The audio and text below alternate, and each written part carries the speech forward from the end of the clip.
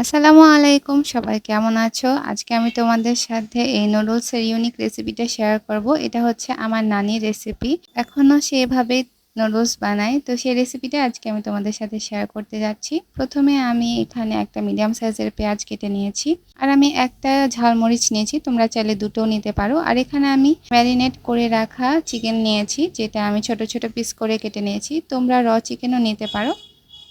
এরপরে আমি একটা প্যান নিয়ে নিয়েছি আর এর মধ্যে দিয়ে দিচ্ছি 2 টেবিল চামচ পরিমাণ তেল, কারণ আমরা এই তেলের মধ্যে সবগুলো উপাদানকে ভেজে নেব, সেজন্য আমি প্রথমেই অনেক বেশি তেল অ্যাড করে দিয়েছি। এরপরে আমাদের পেঁয়াজ আর মরিচটা দিয়ে কিছুক্ষণ হালকা হাতে নেড়ে নিচ্ছি, ভেজে নিচ্ছি। খুব বেশি কিন্তু আমি এখানে ভাজিনি, দেখতেই পাচ্ছ।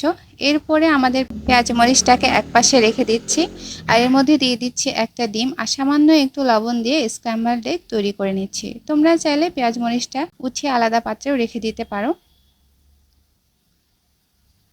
আর এই যে দেখো, কিছুক্ষণের মধ্যে আমাদের স্ক্র্যাম্বলড এগ রেডি।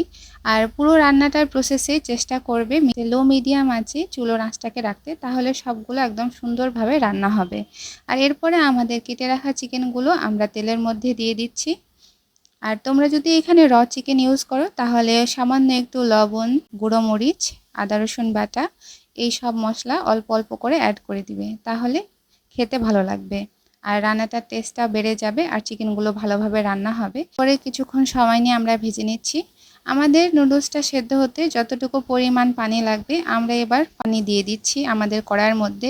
ঢাকনা দিয়ে দিচ্ছি যেন আমাদের পানিটা ভালোভাবে ফুটে যায়। আর পানিটা ফুটে গেলে আমাদের নুডলসগুলো অ্যাড করে দিচ্ছি। আমি এখানে 2টা মিস্টার নুডলসের প্যাকেট ইউজ করেছি, যেগুলো নর্মালি পাওয়া যায় সেগুলো।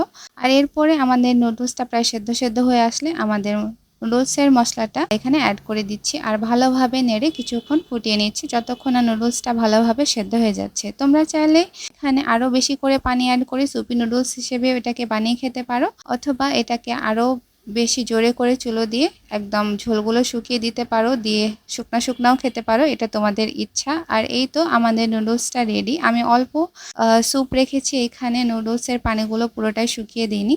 আমি এখন এটা সার্ভ করে নিচ্ছি। আর এইভাবে আমি খুব বেশি যেহেতু ঝাল লবণ অ্যাড করিনি, তো এটা কিন্তু বুড়ো থেকে বাচ্চা পর্যন্ত সবাই খেতে পারবা। আর এটা কিন্তু অনেক টেস্টি, তোমার সেরকম কোনো কিছুই খারাপ লাগবে না। তো এই তো ছিল আমার আজকের ভিডিও, আমার নানির নুডলস রেসিপি। কেমন লেগেছে আমাকে অবশ্যই জানাতে ভুলবা না কিন্তু। দেখা হচ্ছে নেক্সট ভিডিওতে। সবাই সুস্থ থাকো, ভালো থাকো, আল্লাহ হাফেজ, টাটা।